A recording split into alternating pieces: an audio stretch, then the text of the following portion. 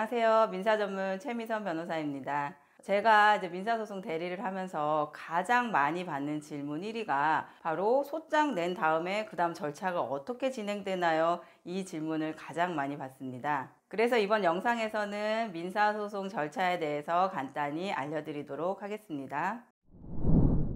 민사소송은 소장 접수부터 시작돼요. 소장이란 원고가 법원에다가 내가 원하는 판결을 해달라고 내는 신청서 같은 것을 말합니다. 소장은 종이로 출력해서 제출하실 수도 있지만 요새는 90% 이상 전자소송으로 이루어지거든요. 그래서 전자소송에 접속하셔서 집에서 혼자 소장 접수를 하실 수도 있습니다. 그리고 소장 접수하실 때에는 인지대랑 송달료라는 것을 납부하셔야 되시는데요. 인지란 법원에다가 판결을 받는 대가로 내는 일종의 세금 같은 거라고 생각하시면 되시고, 송달료는 이제 법원에서 오고 가는 문서가 피고한테 송달되느라고 들어가는 우편료를 말합니다. 민사소송은 소송의 상대방이 있죠. 상대방은 소송을 당한다는 의미에서 피고라고 부릅니다. 아까 제출했던 소장이 피고에게 송달됨으로 인해서 소송이 시작이 됩니다. 그런데 피고에게 소장이 송달되지 않을 때는 소송을 시작을 못하는 것일까요? 그건 아닙니다. 이럴 때에는 공시송달이라는 제도를 통해서 피고에게 송달되지 않아도 소송을 진행하실 수가 있습니다. 공시송달에 대해서는 제가 지난번에 만들어 놓은 영상을 한번 참조해 보세요.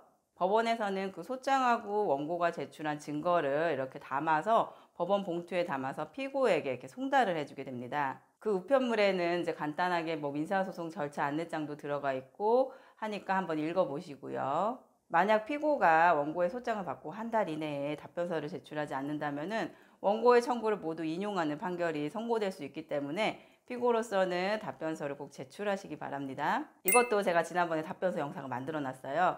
그러니까 보시고 한번 참조해 보세요. 피고가 이제 답변서를 제출하면 그 답변서가 원고한테 송달이 되겠죠.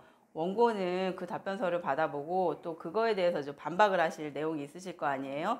이때 제출하는 서면을 변론을 준비한다 이런 의미에서 준비 서면이라고 합니다. 원고의 준비 서면을 피고가 받아보면 또 이거에 대해서 반박할 내용이 생기겠죠. 그러면 피고도 역시 마찬가지로 이제 준비 서면을 제출을 할 수가 있어요. 이렇게 이제 원고, 피고, 쌍방이 계속적으로 이제 준비 서면을 제출하면서 서면 공방이 우선 이루어지게 됩니다. 그런데 이런 준비 서면 제출은 필수적인 것은 아니에요. 상대방 서면을 받아보고 더 이상 할 말이 없다 하시면 안 내셔도 되시긴 합니다. 그렇지만 이제 소송에서 승소하시려면 준비서면 내시는 게 좋겠죠. 이렇게 소장하고 답변서가 들어오고 준비서면이 조금 오고 가고 나면은 법원에서는 이제 변론기일이라는 것을 지정합니다. 변론기일은 법원에서 이제 원고 피고 당사자를 불러서 그들의 얘기를 들어보는 그런 날이라고 생각하시면 돼요. 그런데 일반인들이 제일 많이 또 착각하시는 게 있습니다. 변론기일에 가서 모든 내 억울한 사정을 다 이제 말로써 얘기하는 날이다 이렇게 생각하실 수가 있어요. 구두 변론이 많이 강조됐다고는 하지만 그래도 실제 재판을 보면은 길어야 10분 아니면 소액사건 같은 경우에는 1, 2분 정도밖에 재판할 시간이 안 주어지거든요. 그 짧은 시간 안에 이제 내가 여태까지 왜 소송을 하게 됐는지, 뭐가 억울한지 이런 것들을 법정에서 다 판사님한테 말씀하신다는 것 자체가 불가능하겠죠. 그렇다 보니까 실제 변론기일에서는 미리 써낸 서면을 간단하게 진술하거나 확인하는 식으로 이루어지는 경우가 대부분입니다. 그러니까 중요한 건 뭐다? 서면을 미리 잘 써서 내야 한다는 것입니다. 자, 이렇게 변론이 몇 번 이렇게 진행이 되고 나면은 원고도 이제 낼 거 다 내고 피고도 낼 거 다 내서 이제 더 이상 낼 거나 주장할 게 없을 때가 와요. 그러면은 그때 가서는 이제 재판을 끝내게 됩니다. 이때 심리를 끝낸다는 의미에서 이런 것을 결심이라고 불러요. 이렇게 결심을 하고 나면 그 이후에는 판결 선고 기일이 지정이 됩니다. 보통 판결 선고 기일은 일률적이지는 않지만 변론이 종결되고 한 달 정도면은 이제 판결 선고 기일이 잡혀요. 그리고 또 일반인들이 또 이제 오해하시는 게 변론 종결하는 날 판사님이 즉석에서 판결을 선고하시는 거 아니냐 이렇게도 질문을 많이 하시거든요. 그렇지는 않습니다.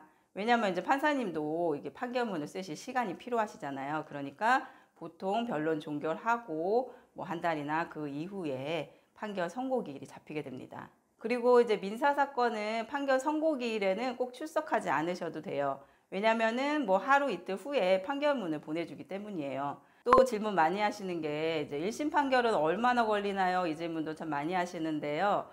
짧으면 6개월, 길면은 1년 이상도 가는 게 민사소송이라고 보시면 돼요. 자, 마지막 절차는 뭐 항소인데요.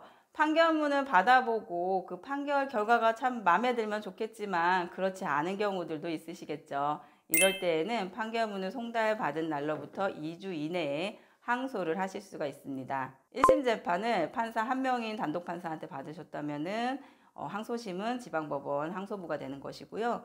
판사님 3명이 계신 합의부에서 1심 판결을 받으셨다면 고등법원에서 항소심 재판이 이루어지게 됩니다. 항소심은 1심 결과가 왜 부당한지 또는 1심에서 제출하지 못한 증거가 뭐가 있다면 그것도 또 제출하실 수 있고 1심 재판을 다시 한번 다퉈볼 수 있는 그런 절차들이에요. 항소심 절차에 대해서는 다음에 한번 또 영상을 제작해 보도록 하겠습니다.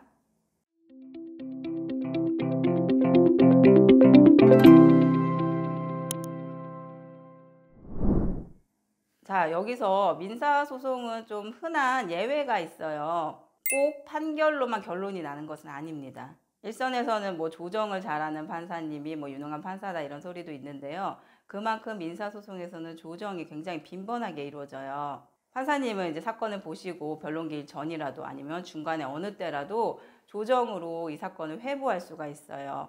조정기일은 아까 말씀드린 변론기일처럼 굉장히 뭐 촉박하게 이루어지는 것이 아니고 1시간 정도의 시간이 주어지기 때문에 원고 피고는 이제 조정장에 오셔가지고 서로 주장하실 거 충분히 주장하시고 이렇게 얘기를 해보실 수가 있어요.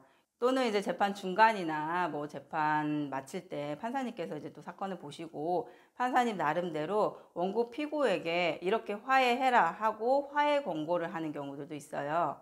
그러면 양측에서는 그런 화해 권고 결정문을 좀 받아보고 곰곰이 생각해 보시고 2주 안에 이의 제기를 하실 수가 있는데 2주 안에 이의 제기를 안 하면 이 사건은 이제 화해 권고로 이렇게 종결되게 됩니다. 이렇게 이제 재판은 조정이나 화해 권고로 끝나는 경우도 굉장히 흔하다는 것도 한번 알아두시기 바랍니다. 민사소송은 되게 화려한 언변술이 필요한 소송은 아니에요. 기본적으로 자신의 주장을 증거와 함께 잘 써서 제출하시는 게 중요하시다는 것을 알아두시면 좋겠습니다. 오늘 영상도 도움이 되셨길 바랍니다. 감사합니다.